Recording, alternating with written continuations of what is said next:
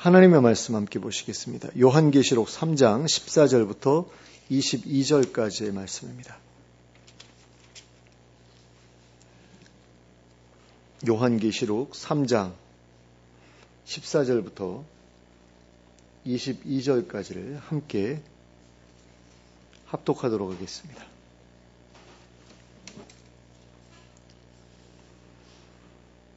함께 읽겠습니다. 시작. 라오디게아 교회의 사자에게 편지하라. 아멘이시오 충성되고 참된 증인이시오 하나님의 창조의 근본이시니가 이르시되 내가 내 행위를 아노니 내가 차지도 아니하고 뜨겁지도 아니하도다. 내가 차든지 뜨겁든지 하기를 원하노라. 내가 이같이 미지근하여 뜨겁지도 아니하고 차지도 아니하니 내 입에서 너를 토하여 버리리라. 내가 말하기를 나는 부자라 부요하여 부족한 것이 없다 하나 내가 곤고한 것과 가련한 것과 가난한 것과 눈먼 것과 벌거벗은 것을 알지 못하는도다. 내가 너를 권하노니 내게서 불로 연단한 금을 사서 부요하게 하고 흰옷을 사서 입어 벌거벗은 수치를 보이지 않게 하고 안약을 사서 눈에 발라 보게 하라. 무릇 내가 사랑하는 자를 책망하여 징계하노니 그러므로 내가 열심을 내라.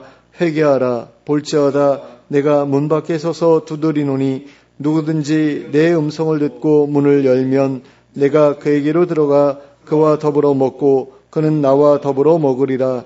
이기는 그에게는 내가 내 보좌에 함께 앉게 하여 주기를 내가 이기고 아버지 보좌에 함께 앉은 것과 같이 하리라.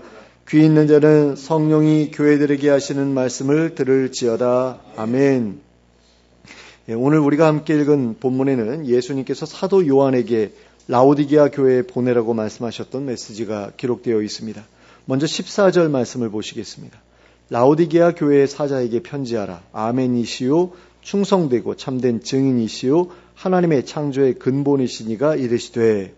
예수님께서는 라오디게아 교회에 보내는 메시지에서 자신을 아멘이시오 충성되고 참된 증인이시오 하나님의 창조의 근본이신 이라고 소개하셨습니다. 여기서 아멘이라는 말은 의지하다, 믿다, 의뢰하다, 그렇다라는 뜻의 히브리어 아만에서 파생된 단어로서 진실로, 참으로, 온전하게라는 의미를 가지고 있습니다. 그리고 기독교에서는 이 단어를 믿습니다, 그렇게 되기를 원합니다라는 뜻의 간절함을 나타내는 용어로 사용하고 있습니다. 그러면 예수님께서 자신을 가리켜 아멘이라고 소개하신 이유는 무엇일까요? 우리는 그 이유를 고린도후서 1장 20절에서 확인할 수 있습니다. 제가 읽어드리겠습니다. 하나님의 약속은 얼마든지 그리스도 안에서 예가 되니 그런즉 그로 말미암아 우리가 아멘하여 하나님께 영광을 올리게 되느니라. 자, 하나님의 약속이 그리스도 안에서 예가 된다고 말씀하고 있습니다. 그러니까 하나님의 약속이 예수 그리스도를 통해서 이루어진다는 것입니다. 그래서 예수님으로 인해 우리가 하나님의 약속에 대해 아멘이라고 말할 수 있게 된다는 것입니다. 그러므로 예수님께서 아멘이시라는 것은 예수님께서 우리의 아멘이 되시는 분, 즉 우리로 하여금 하나님의 약속에 대해 아멘이라고 말할 수 있게 하시는 분이라는 의미라고 할 수 있습니다. 다시 말해서 예수님께서 아멘이시라는 것은 예수님께서 하나님의 약속을 온전히 성취하시는 분이시라는 것과 같은 뜻이라는 것입니다. 그러므로 예수님께서 라오디게아 교회의 성도들에게 자신을 가리켜 아멘이라고 소개하신 이유는 라오디게아 교회의 성도들이 예수님께서 하나님의 약속을 확실히 성취하실 것이라는 것을 믿고 하나님의 약속을 굳게 붙잡기를 바라셨기 때문이라고 할 수 있습니다. 그리고 예수님께서 자신을 충성되고 참된 증인이라고 소개하신 이유는 예수님께서 하나님에 대해 증언하신 것들이 모두 다 신뢰할 수 있는 것들이었기 때문입니다. 그러므로 라오디게아 교회의 성도들이 자신이 전해준 하나님의 약속을 의심하지 말고 믿기를 바라는 마음에서 이렇게 말씀하신 것이라고 할 수 있습니다. 그리고 예수님께서 자신을 하나님의 창조의 근본이라고 소개하신 이유는 예수님께서 하나님과 함께 세상을 창조하신 분이시기 때문입니다. 예수님께서는 하나님의 지혜이자 하나님의 말씀으로서 하나님께서 온 세상을 창조하시는 일에 참여하셨습니다. 우리는 그 사실을 잠언 8장에서 확인할 수 있습니다. 잠언 8장 22절부터 31절까지의 말씀을 제가 읽어드리겠습니다. 여호와께서 그 조화의 시작 곧 태초에 일하시기 전에 나를 가지셨으며 만세 전부터 태초부터 땅이 생기기 전부터 내가 세움을 받았나니 아직 바다가 생기지 아니하였고 큰 샘들이 있기 전에 내가 이미 났으며 산들이 세워지기 전에 언덕이 생기기 전에 내가 이미 났으니 하나님이 아직 땅도 들도 세상 진토의 근원도 짓지 아니하셨을 때에라. 그가 하늘을 지으시며 궁창을 해면에 두르실 때에 내가 거기 있었고 그가 위로 구름 하늘을 견고하게 하시며 바다의 샘들을 힘있게 하시며 바다의 한계를 정하여 물이 명령을 거스르지 못하게 하시며 또 땅의 기초를 정하실 때에 내가 그 곁에 있어서 창조자가 되어 날마다 그의 기뻐하신 바가 되었으며 항상 그 앞에서 즐거워하였으며 사람이 거처할 땅에서 즐거워하며 인자들을 기뻐하였느니라. 이처럼 예수님께서는 하나님의 지혜이자 하나님의 말씀으로서 하나님께서 세상을 창조하실 때에 그 곁에서 창조자가 되어 온 세상을 창조하신 분이십니다. 그러므로 하나님께서 당신의 약속대로 새로운 세상을 창조하실 때에도 예수님께서는 그 일에 참여하실 것입니다. 그런 점에서 예수님이 이 사실을 라오디게아 교회의 성도들에게 말씀하신 이유는 그들에게 새로운 세상에 대한 소망을 분명히 심어주시기 위함이었다고 할 수 있습니다. 그리고 예수님께서 새로운 세상에 대한 소망을 그들에게 심어주고자 하셨던 이유는 그들이 새로울 세상보다도 현 세상에 더 많은 미련을 두고 살아가고 있었기 때문입니다. 이에 대해서는 뒤에서 자세하게 살펴보게 될 것입니다. 그 다음으로는 15절과 16절 말씀을 보시겠습니다. 내가 내 행위를 아노니 내가 차지도 아니하고 뜨겁지도 아니하도다. 내가 차든지 뜨겁든지 하기를 원하노라. 내가 이같이 미지근하여 뜨겁지도 아니하고 차지도 아니하니 내 입에서 너를 토하여 버리리라. 자, 예수님께서는 라오디게아 교회의 성도들을 향해 내 행위를 안다라고 말씀하셨습니다. 에베소 교회와 두아디라 교회와 사대 교회와 빌라델비아 교회의 성도들에 이어 5번째로 하신 말씀입니다. 그리고 우리는 이러한 사실을 통해 예수님께서 행위를 얼마나 중요하게 여기시는가 하는 것을 알 수 있게 됩니다. 그리고 종말에 이루어질 교회와 성도들에 대한 평가에 있어서도 행위가 얼마나 중요한 평가의 기준이 될 것인가 하는 것을 알 수 있게 됩니다. 그런 점에서 우리는 행위를 절대로 가볍게 여기지 말아야 합니다.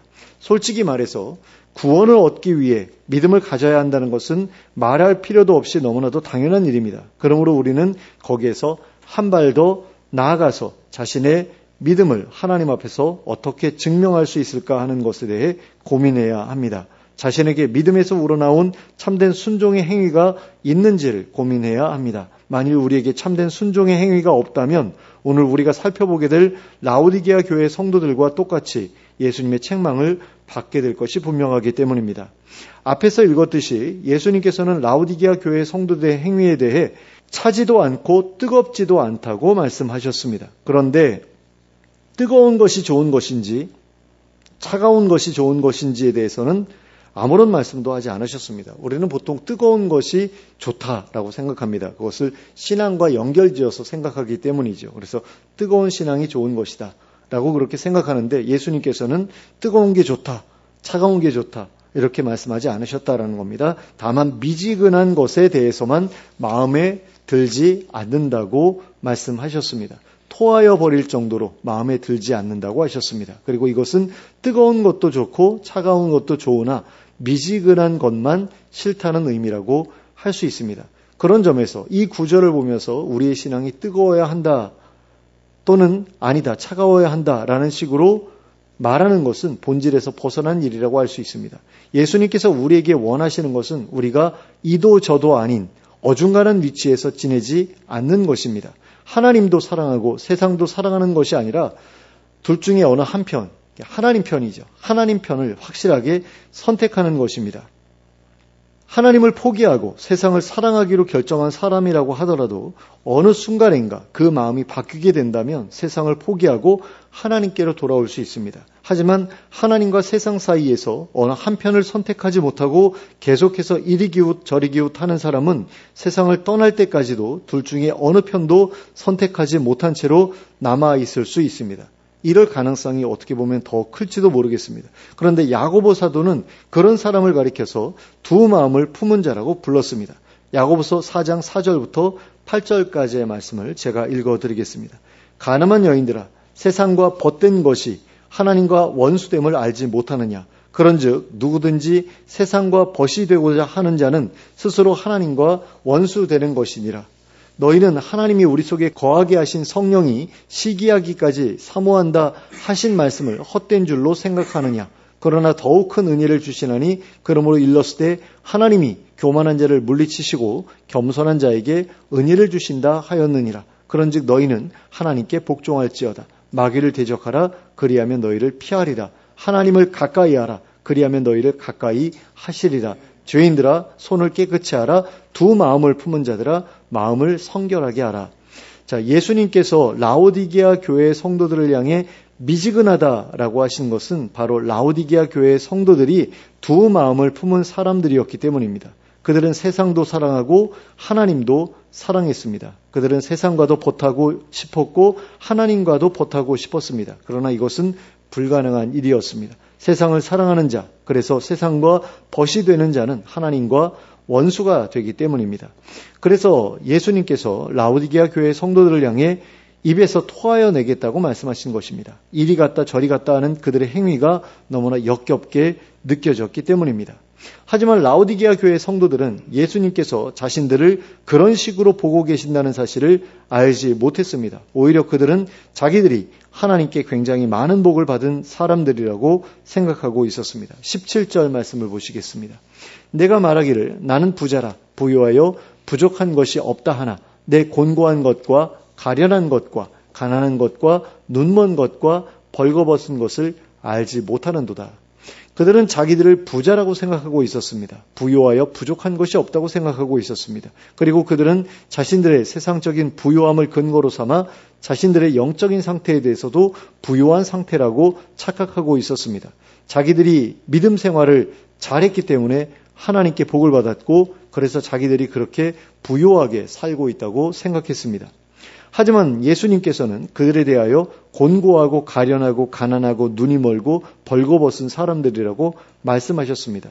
오늘날로 이야기하면 강남의 호화로운 고급 아파트에 살고 있는 대형교회의 장로들 또는 권사들을 향해서 곤고하고 가련하고 가난하고 눈이 멀고 벌거벗은 상태에 있다고 말씀하신 것입니다. 그렇게 부유한 사람들을 향해서 그들의 영적 상태가 쪽방촌에서도 찾아보기 힘들 정도로 처참한 처지에 있는 사람처럼 보일 정도로 형편없는 상태라고 말씀하신 것입니다. 그러므로 라오디게아 교회의 성도들이 얼마나 비참한 영적 상태에 있었는지를 충분히 가늠해 볼 수 있을 것입니다. 그런데 예수님께서는 라오디게아 교회 성도들이 그런 비참한 처지에서 벗어날 수 있는 확실한 방도를 알고 계셨습니다. 그래서 다음과 같이 말씀해 주셨습니다. 18절 말씀을 보시겠습니다.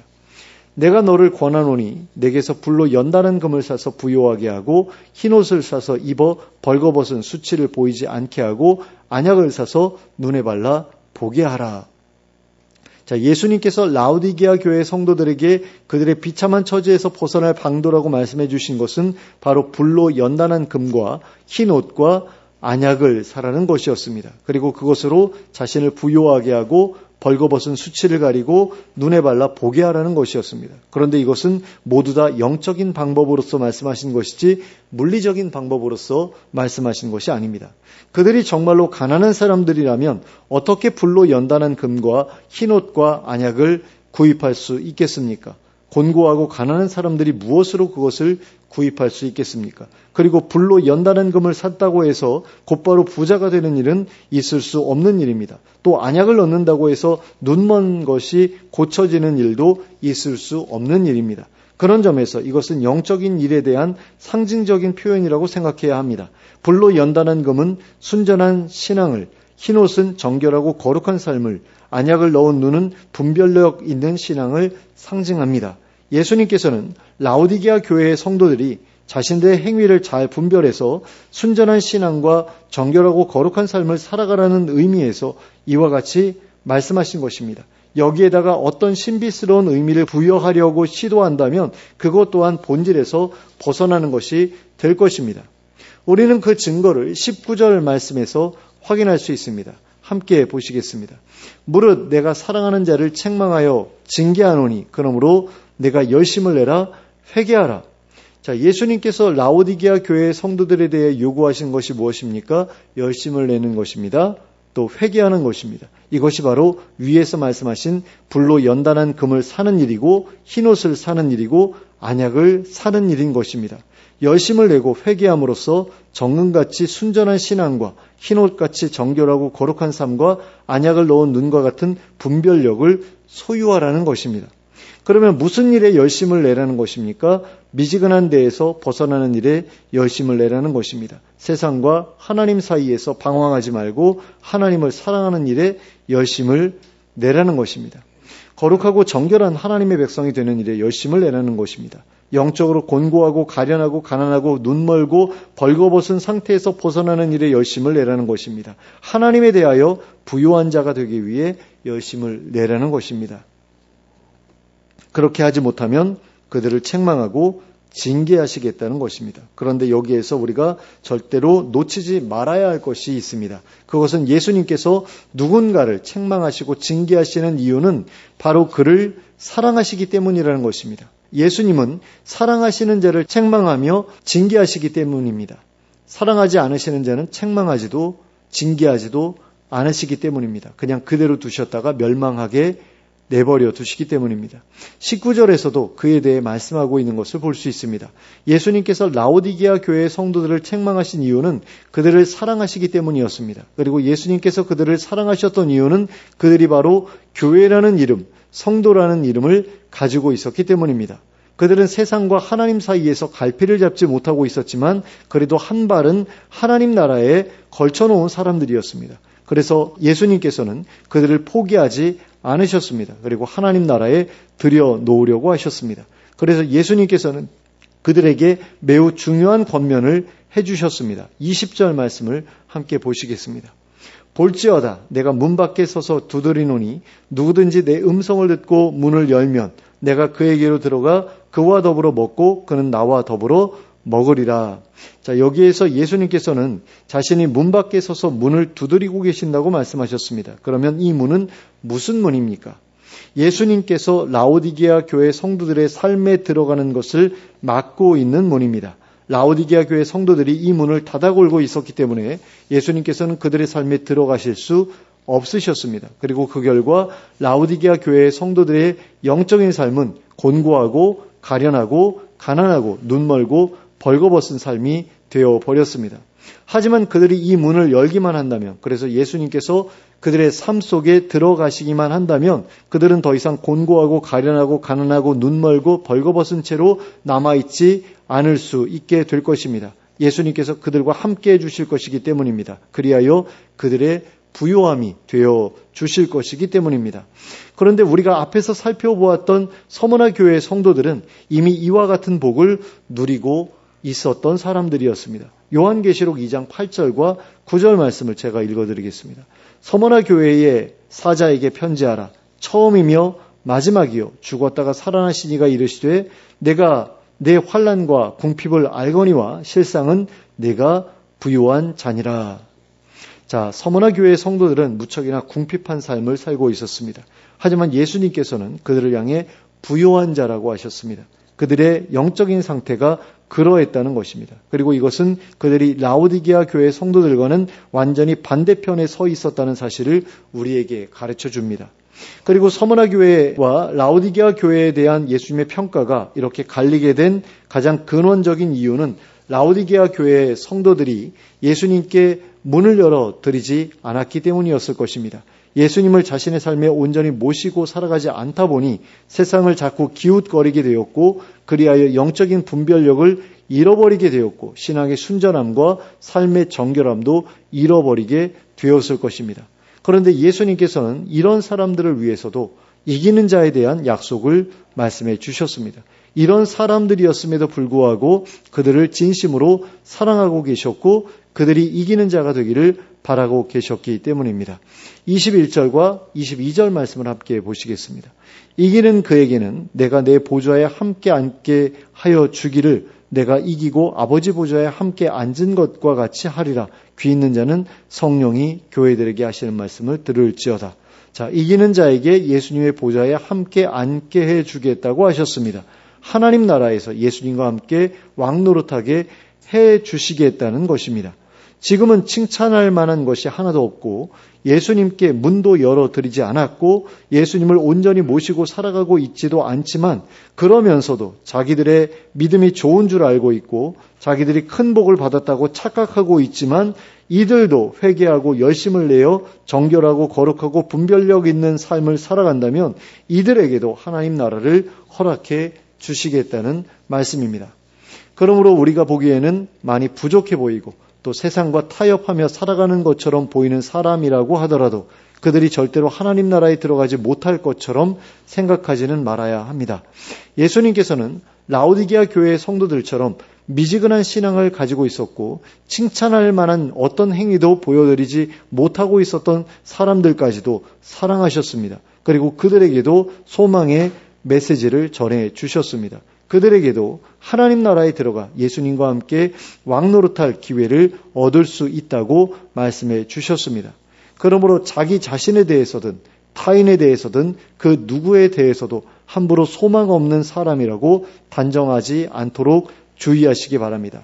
회개하고 열심을 내기만 한다면 그리고 문을 열어 예수님을 자신의 삶에 모셔드리기만 한다면 얼마든지 새로운 삶을 시작할 수 있음을 기억하시기 바랍니다. 그리고 자신의 부족함을 회개하고 이전보다 더한 열심을 가지고 순전하고 성결하고 분별력 있는 삶을 살아가고자 힘쓰시기 바랍니다. 그리하여 책망과 징계만이 어울리는 곤고하고 가련하고 가난하고 눈멀고 벌거벗은 삶에서 벗어나 칭찬으로 충만한 정결하고 거룩하고 분별력 있는 삶을 살아가는 우리 모두가 될 수 있기를 예수 그리스도의 이름으로 축원합니다.